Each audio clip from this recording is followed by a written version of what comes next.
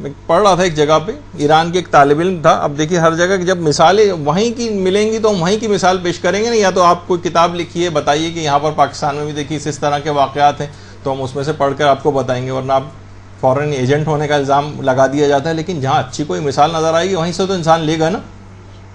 ایک مضمون لکھنے کو دیا گیا، میری زندگی کا بدترین دن. تو ایک بچے نے ایک مضمون لکھا تھا، میری زندگی کا بدترین دن وہ تھا کہ جب میں صبح کو اٹھا تو سورج نکل چکا تھا اور میری نماز فجر قضا ہو گئی تھی. بدترین دن تھا میری زندگی کا. تو آپ خود بتائیے کہ بچوں کے لحاظ سے کتنی زیادہ اس کی آج کل کتنے زیادہ ہمارے پاس ہر وقت ای میلیں اور یہ اور وہ مدرسے کے ایڈریس کے اوپر سب چیزیں آتی رہتی ہیں. خواتین پریشان ہیں اپنے بچوں کو نماز کا عادی کیسے بنائیں. بچہ کوئی نماز سننے پر تیار نہیں ہوتا. بہت پریشان ہیں لوگ اس سلسلے. دیکھیے خود ابھی امام خمینی کا تذکرہ ہو رہا تھا، باقاعدہ ہر وقت یعنی سوچیں مرجع لیول جو پوری دنیا کی طاقتوں سے ٹکر لیے ہوئے، لیکن کہیں پہ بھی کوئی بچہ نظر آتا تھا فوراً پوچھتے تھے بیٹا تم نے نماز پڑھی یا نہیں پڑھی. امام خمینی کی جو بہو تھی خانم طباطبائی ہیں، فرماتی ہیں کہ خود بچوں کو لے جا کر جانماز ان کے ہاتھ میں دیتے تھے کہ جاؤ وضو کرو اور نماز پڑھو. خود جانماز اٹھا کے ان کے ہاتھ میں دیتے تھے. اور کوئی بچہ ہوتا تھا اس کو نماز تھوڑی سی بھی دیر سے پڑھتے دیکھتے تھے تو جا کر اس کے پاس کہتے تھے کیا ہی اچھا ہوتا کہ تم اگر اول وقت نماز پڑھ لیتے. اور جو ان کے پوتے تھے نواسے تھے، ان کا ایک نواسے جو خود چھوٹے تھے اور بعد میں تھوڑا سے نسبتاً جب بڑے ہوئے تھے تو اس وقت کا بات بتا رہے ہیں کہ ایک دفعہ امام خمینی کمرے میں نماز پڑھ رہے تھے تو میں ان کے پیچھے جا کر میں بھی کھڑا ہو گیا اور ان کے ساتھ ہی نماز شروع کر دی.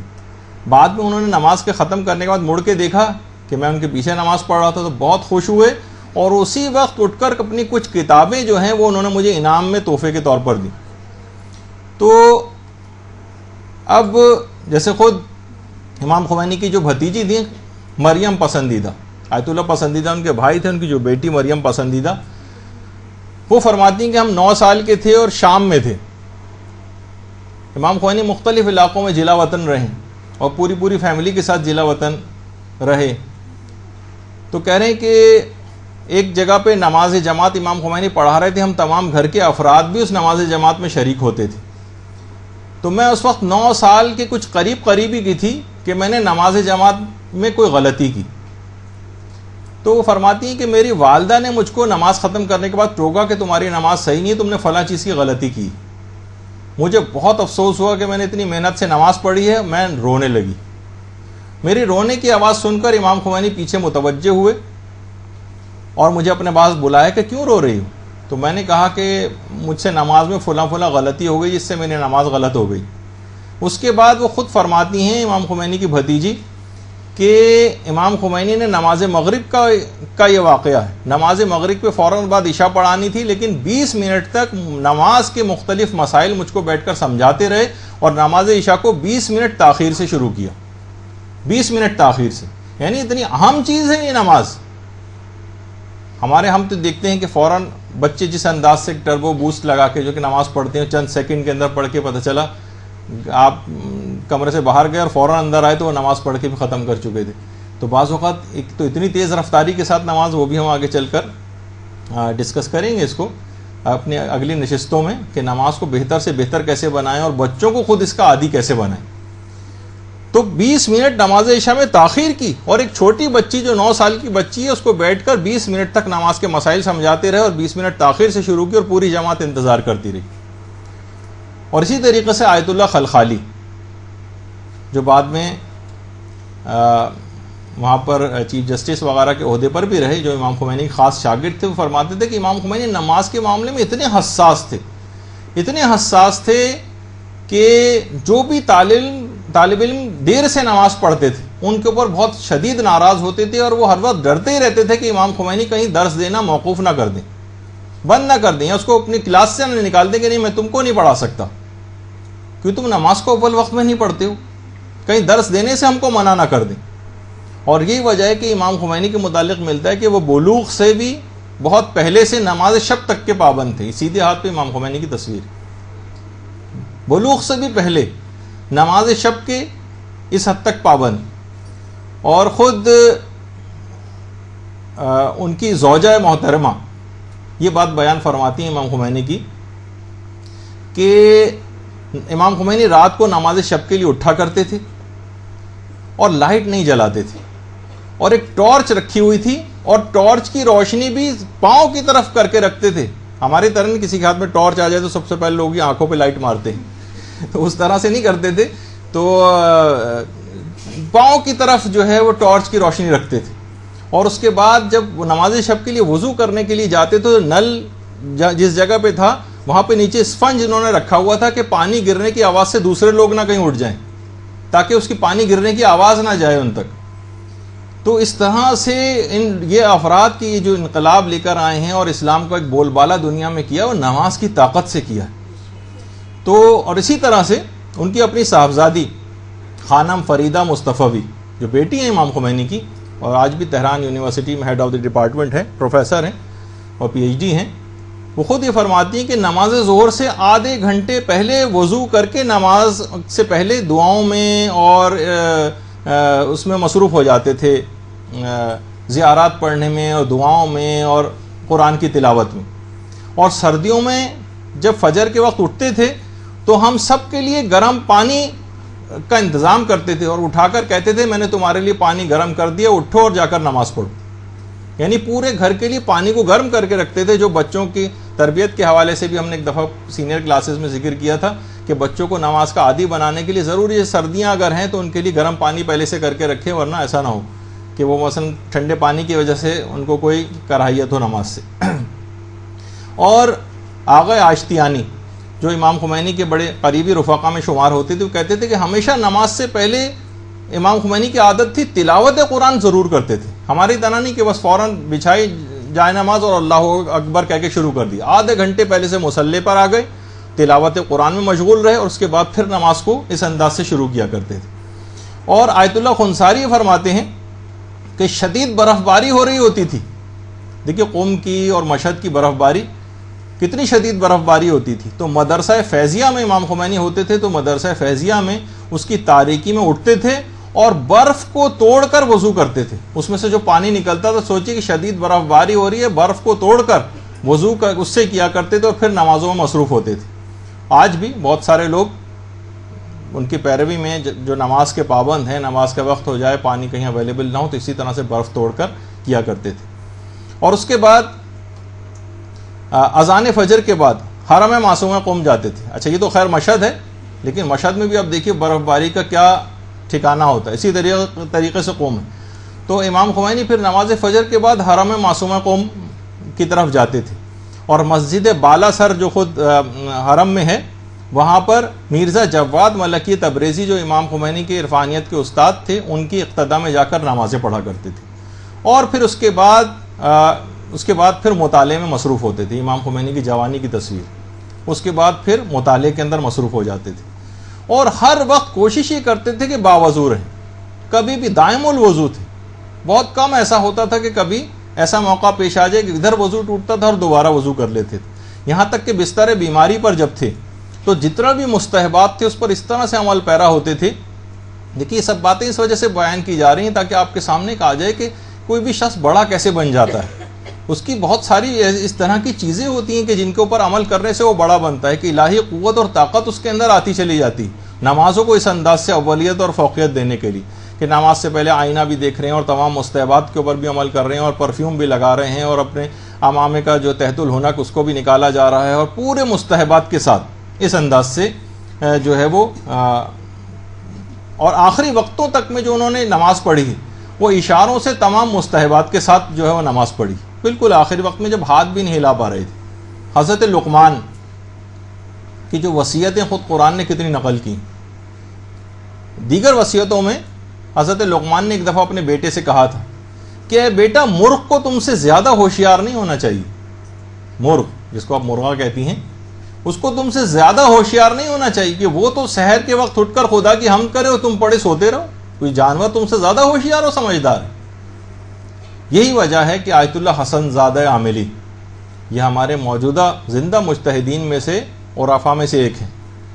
کتنے افسوس کی بات ہے کہ آپ کو یہ بات بتانی پڑ رہی کہ یہ بھی کوئی شخصیت ہیں اور ماشاءاللہ حیات بھی ہیں. اور یہ ایسی شخصیتیں جن کے متعلق مرحوم آیت اللہ سید محمد حسین طباطبائی فرماتے تھے کہ آیت اللہ حسن زادہ عاملی کی شخصیت اور ان کے مقام اور مرتبے کو امام زمانہ علیہ السلام کے علاوہ کوئی نہیں جانتا. اللہم صلی علی محمد و آل محمد.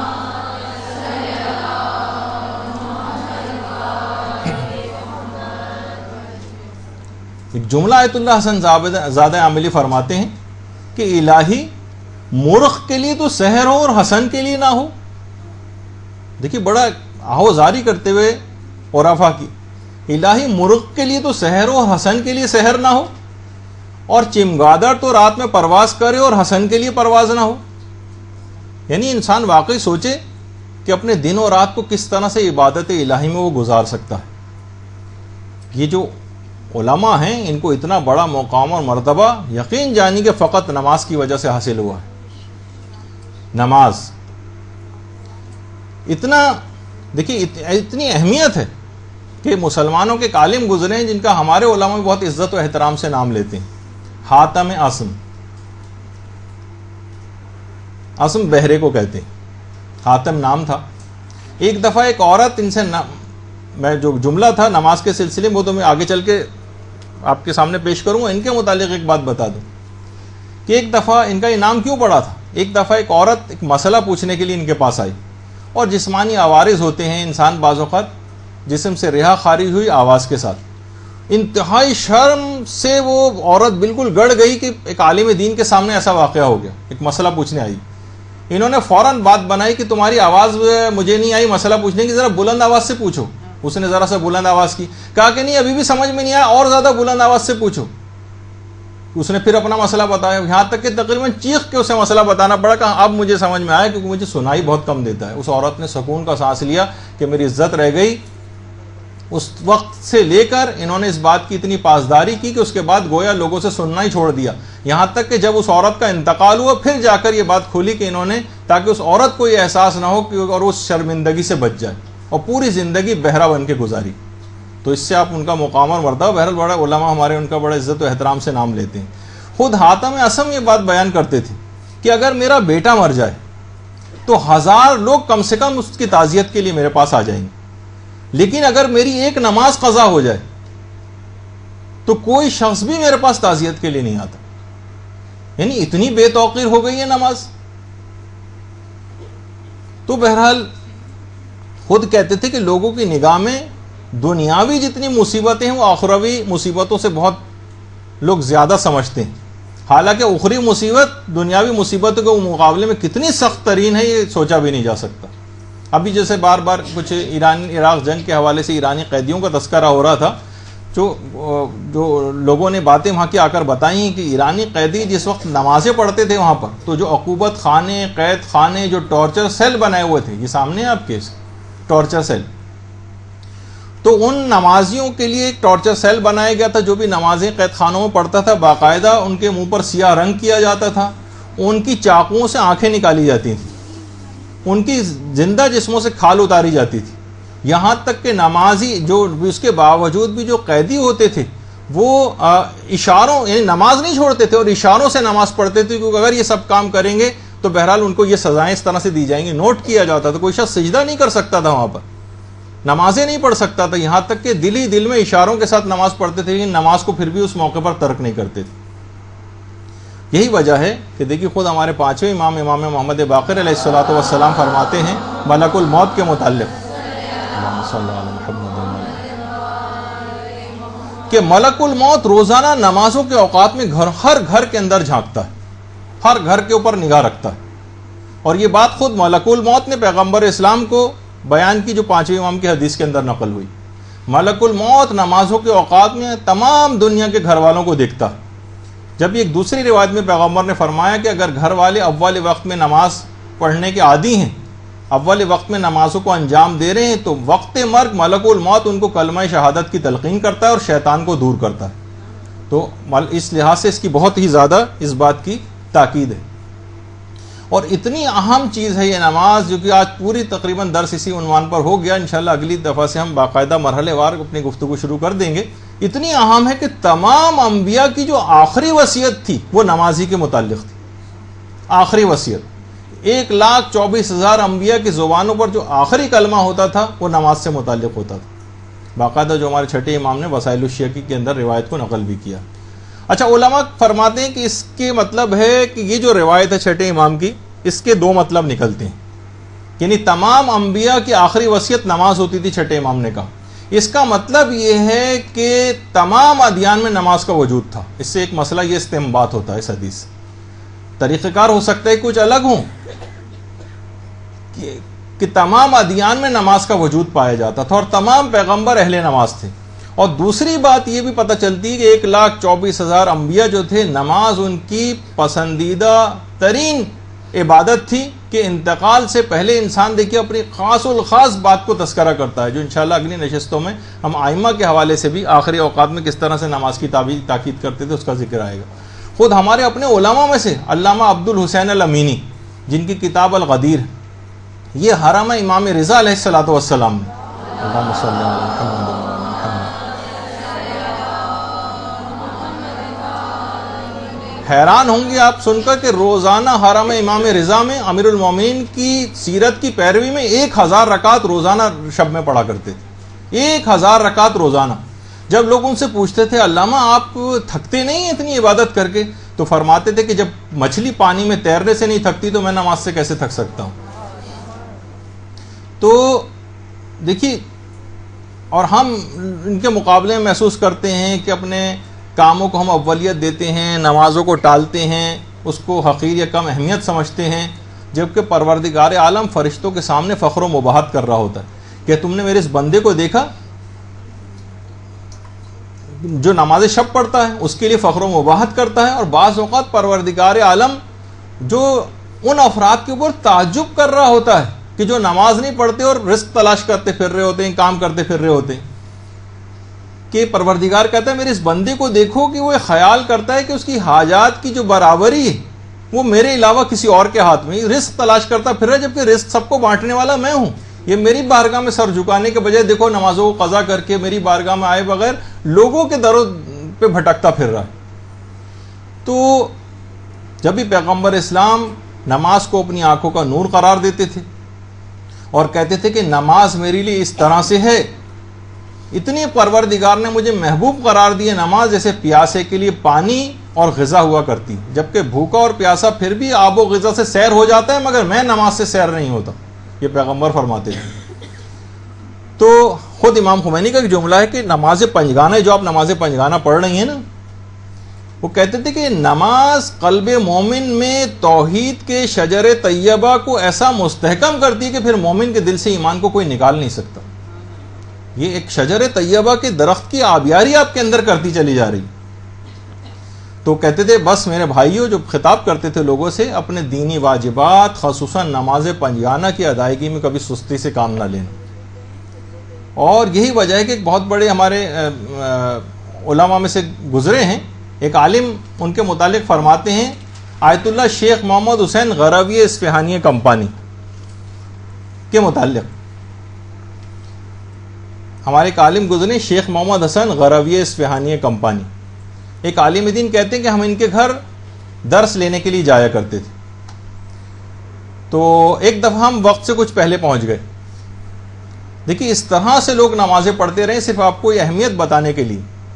فیس بک پہ ہمارا جو مدرسے کا اکاؤنٹ ہے اس میں ہم اس طرح کی بہت ساری چیزیں آج کل لگا رہے ہیں، آپ کوشش کریں کہ اس پہ جا کر بہت ساری چیزیں آپ سیکھ سکتی ہیں۔ وہ کہاں ہم کہاں کے نام سے ہم نے اس میں چیزیں لگائیں کہ تاکہ پچھلے لوگوں کی سیرت رہے اور ہم اپنے کردار کو دیکھیں ایک آئینے کے طور پر۔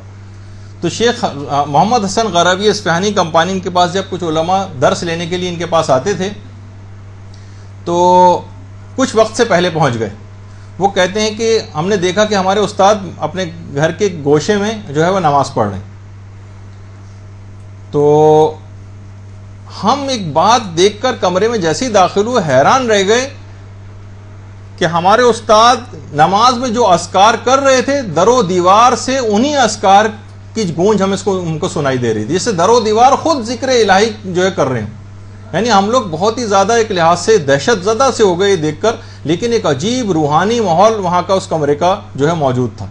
تو آپ نے دیکھا کہ اس طرح سے لوگ اپنی نمازوں کی حفاظت کرتے رہے ہیں، اپنی نمازوں کو اتنا بلند مقام کے اوپر لے جاتے رہے ہیں کہ پھر در و دیوار بھی ان کے ہم نوا ہو جاتے ہیں۔ جیسے حضرت داؤد کے متعلق ملتا ہے کہ جس وقت وہ زبور کی تلاوت کرتے تھے، جہاں جہاں سے گزرتے تھے در و دیوار سے، درختوں سے، پتوں سے، پودوں سے، پتھروں سے زبور کی تلاوت کی آوازیں آتی تھیں.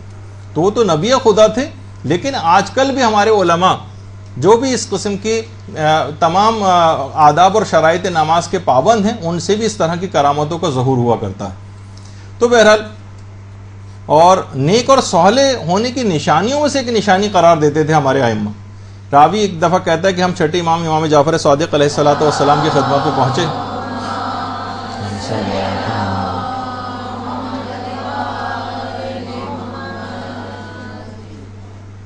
تو ہم نے اپنے ایک دوست کی بہت تعریف کی کہ مولا وہ بہت نیک اور صالح ہے، بہت ہی بہترین آدمی، بہت تعریفیں کی. امام نے کہا کہ یہ بتاؤ نماز کے بارے میں اس کا روش اور طریقہ کیا ہے. یعنی امام دوسرے الفاظ میں یہ سمجھانا چاہ رہے تھے کہ کیا وہ نمازوں کو اول وقت پڑھتا ہے نہیں پڑھتا، نمازوں کو اہمیت دیتا ہے نہیں دیتا. تمام باتیں چھوڑو، تم یہ بتاؤ کہ نماز کے بارے میں اس کا طریقہ کار کیا ہے.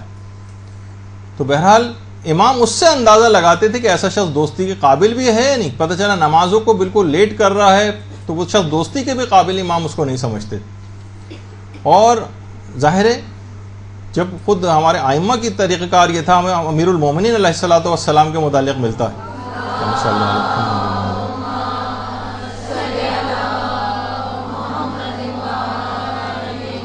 کہ جو 2 انگلیوں سے در خیبر کو اکھاڑتا ہے، اس کی نمازوں کے اوقات میں یہ حالت ہو جاتی تھی کہ مسجد کوفہ کی دیواریں پکڑ پکڑ کے سہارا لے کے جاتے تھے اور نماز کو ادا فرماتے تھے.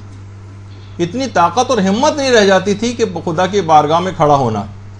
اور گھر کے بھی جو حصے تھے ان کے اندر ایک کمرہ مخصوص کیا ہوا تھا امیر المومنین نے. رات کا جب ایک حصہ گزر جاتا تھا تو امیر المومنین کے متعلق ان کی سیرت میں ملتا ہے کہ رات کو اٹھتے تھے اور اپنے ایک بچے کو بیدار کرتے تھے اور اپنے ساتھ اس کمرے میں لے جا کر نماز میں مشغول ہو جاتے تھے. البتہ بہرحال اتنا ضرور رہے کہ بچوں کو بعض اوقات، یعنی ہم دیکھتے ہیں کہ بہت سے افراد اتنا سختی ان کے اوپر بہت سی چیزوں میں کرنے لگتے ہیں کہ بچے اس سے متنفر ہو جاتے ہیں. تربیت اولاد کے سلسلے میں کتاب پڑھا تو اس میں باقاعدہ ایک نوجوان کی بات میں نے پڑھی جس نے جوانی میں نماز ترک کر دی تھی. بچپن میں تو نماز پڑھتا تھا، جوانی میں ترک کر دی. پوچھا کہ ارے تم بچپن میں نماز پڑھتے تھے اب کیوں ترک کر دی؟ کہنے لگا کہ بچپن میں تو میرا باپ اپنے ہاتھ میں ایک ڈنڈا لے کے آتا تھا اور بہت میں خوف کے عالم میں نماز پڑھتا تھا. صبح کے وقت بھی انتہائی سخت لہجے اور درست لہجے میں مجھے نماز کے لیے اٹھاتا تھا، اور پھر بھی اگر میں سوتا رہ جاتا تو ڈنڈا مار کے اٹھاتا تھا، اور سخت سردی اور برف باری میں لے جا کے حوض میں کی طرف لے جاتا تو کہتا تھا برف توڑ کر اسی سے ابھی وضو کرو. اور اب میرا باپ بوڑھا ہو گیا، اب اس کی طاقت ویسی نہیں رہی، اب میں بھی جوان ہو گیا ہوں، ڈنڈے کا بھی کوئی خوف نہیں رہا، لہٰذا میں نے دین عصا و ڈنڈے کو ترک کر دیا. یہ باقاعدہ جملہ تھا.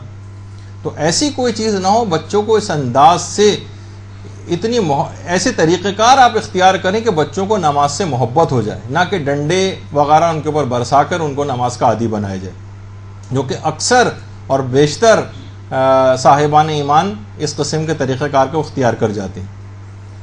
تو ہاں، جو اس طریقہ کار جن کو محبت ہوتی ہے نمازوں سے، جب بھی ہمیں ملتا ہے کہ خود سوچیے کہ خانوادہ اہل بیت کے جو پروردہ افراد تھے، جیسے امام حسین کی بیٹی فاطمہ بنت الحسین سلام اللہ علیہ، درود بھیجیے اللہم صلی علی محمد،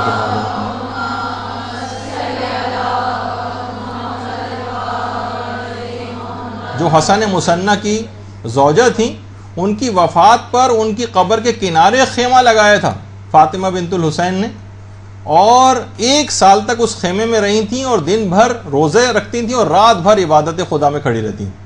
ایسا نماز پڑھنے کے پھر عادی لوگ ہو جاتے ہیں.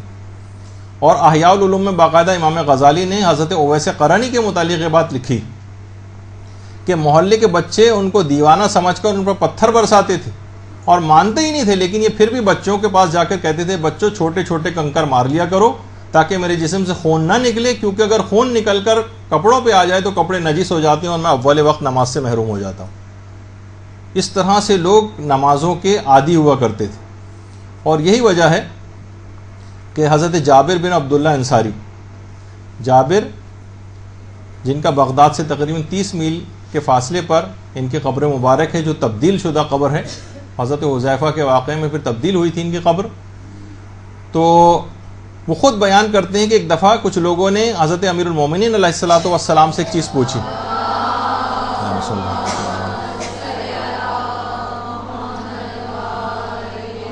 اور کہا کہ آپ یہ بات بتائیے کہ پیغمبر اسلام کا وقت انتقال پیغمبر کی زبان پر کیا جملہ تھا؟ تو انہوں نے فرمایا کہ رسول کے انتقال کے وقت ان کا سر میرے شانے پر تھا، اور پیغمبر اسلام یہ کہہ رہے تھے یا علی الصلاۃ الصلاۃ، اے علی نماز، اے علی نماز۔ اب ہم ایک چیز آپ کو کیسی دکھا رہے ہیں، اس کو ذرا آپ غور سے دیکھیے۔ ایک انتہائی کمزور، بوڑھا، بیمار شخص کہ جس کے پاس نماز کی طاقت تھی، اور اس نے پوری دنیا کو، دنیا کی بڑی بڑی قوتوں کو اپنے سامنے گھٹنے ٹکوا دیے اسی نماز کی طاقت پہ۔ وہ دیکھیں کہ نماز، ہم ایک کلپ آپ کو دکھا رہے ہیں تاکہ اس سے آپ کو ایک اندازہ ہو جائے گا کہ نماز کی اہمیت اس سلسلے میں کیا ہے۔ نماز نفس کی عزت ہے اولی۔ اچھا، اب یہ آپ دیکھیے کہ امام خمینی کو بستر مرگ پہ ہیں، اور کس انداز سے ان کو وضو کروایا جا رہا ہے، کتنی مشکلات میں، جبکہ لوگ نمازوں کو چھوڑتے ہیں۔ کی قسم نماز دین کی حرمت ہے، اوصیا کی قسم۔ یہ پٹی وغیرہ اتاری جا رہی ہیں، اب یہ ہاتھ اٹھا کے ان کا سر کا مسح کروایا جا رہا ہے۔ نماز قصہ وحدت ہے، کبریا کی قسم۔ نماز خیر عمل کی طرف بلاتی ہے، نماز عشق خدا کا پاؤں کا ہنر مسح ہو۔ سکھاتی ہے، نماز عبد کو معبود سے ملاتی ہے، نماز گفتگو اللہ سے کراتی ہے۔ پاؤں ہلا بھی نہیں سک رہے ہیں، ہاتھ پاؤں کو تب ہو رہا ہے۔ نماز گناہوں سے بھی بچاتی ہے، نماز قبر تلک ساتھ ساتھ جاتی ہے۔ اب تیمم کرنا ہے تو تیمم اگر جبیرہ زیادہ بڑا بندہ ہے تو اسے اتارنا ہوتا ہے۔ نماز نفس کی عزت ہے، اولیاء کی قسم۔ نماز دین تمام مستحبات پہ عمل کرتے تھے، یہاں تک کہ امامہ باندھنا، اس کا تحت الحلق نکالنا، بستر مرگ پہ بھی ترک نہیں کیا۔ قصہ وحدت ہے، کبریا کی قسم۔ نماز خیر عمل کی طرف بلاتی ہے، نماز عشق خدا کا ہنر سکھاتی ہے، نماز عبد کو معبود سے ملاتی ہے، نماز گفتگو اللہ سے عطر لگا کے نماز پڑھنا، تو پرفیوم منگوایا، نماز گناہوں سے بھی بچاتی ہے، نماز پرفیوم چھڑکا، 70 گنا زیادہ ثواب جاتی ہے۔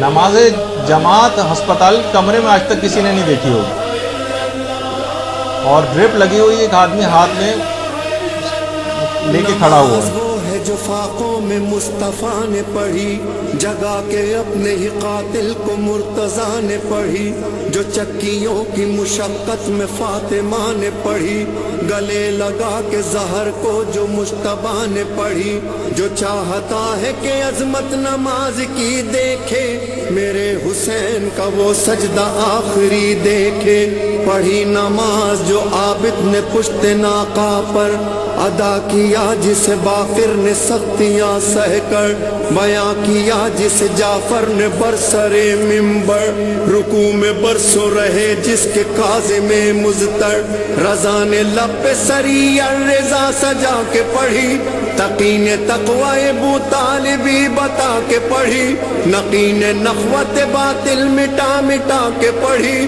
اور عسکری نے خبر آخری سنا کے پڑھی، پس نماز مصلی پہ رو رہا ہے کوئی، امام عصر ہے اور حجت خدا ہے وہی، اماموں کے غلاموں کا غلام وہ نماز پڑھتا۔ نماز نفس کی عزت ہے، اولیاء کی قسم، نماز دین کی حرمت ہے، اوصیاء کی قسم، نماز اشاروں میں نماز کیسے پڑھی وہ بھی آپ سیکھنے کے لحاظ سے بھی دیکھیں۔ نماز قصہ وحدت ہے، کبریا کی قسم، نماز خیر عمل کی طرف بلاتی ہے، نماز عشق خدا کا ہنر سکھاتی ہے، نماز عبد کو معبود سے ملاتی ہے، نماز گفتگو اللہ سے کراتی ہے، یہی نماز گناہوں سے بھی بچاتی جاتی ہے نماز قبر تلک ساتھ ساتھ جاتی ہے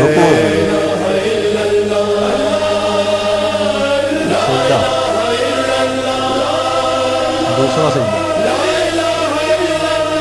نماز وہ ہے جو فاقوں میں مصطفیٰ نے پڑھی جگا کے اپنے ہی قاتل کو مرتضیٰ نے پڑھی جو چکیوں کی دل کی دھڑکن بے مشقت میں ربط ہو رہی ہے فاطمہ نے پڑھی گلے لگا کے زہر کو جو مجتبیٰ نے پڑھی جو چاہتا ہے کہ عظمت نماز کی دیکھے میرے حسین کا وہ سجدہ آخری دیکھے پڑھی نماز جو عابد نے پشت ناقہ پر ادا کیا آخری جس نماز اشاروں سے پڑھی سختیاں سہ کر بیاں کیا جس جعفر نے برسرے ممبر رکوع میں برسو رہے جس کے کاظم مضطر رضا نے لب پہ سری رضا سجا کے پڑھی تقی نے تقوی ابو طالبی بتا کے پڑھی نقی نے نخوت باطل مٹا مٹا کے پڑھی اور عسکری نے خبر آخری سنا کے پڑھی پس نماز مصلی پہ رو رہا ہے کوئی امام اصل ہے اور حجت خدا ہے وہی جہاں حسین وہاں لا الہ الا اللہ جہاں حسین وہاں لا الہ الا اللہ نماز نفس کی عزت ہے اولیاء کی قسم نماز دین کی حرمت ہے اوصیاء کی قسم نماز حسن شرافت ہے انبیاء کی قسم نماز قصہ وحدت ہے کبریاء کی قسم نماز خیر عمل کی طرف بلاتی ہے نماز عشق خدا کا ہنر سکھاتی ہے نماز عبد کو معبود سے ملاتی ہے نماز گفتگو اللہ سے کراتی ہے یہی نماز گناہوں سے بھی بچاتی ہے نماز قبر تلک ساتھ ساتھ جاتی ہے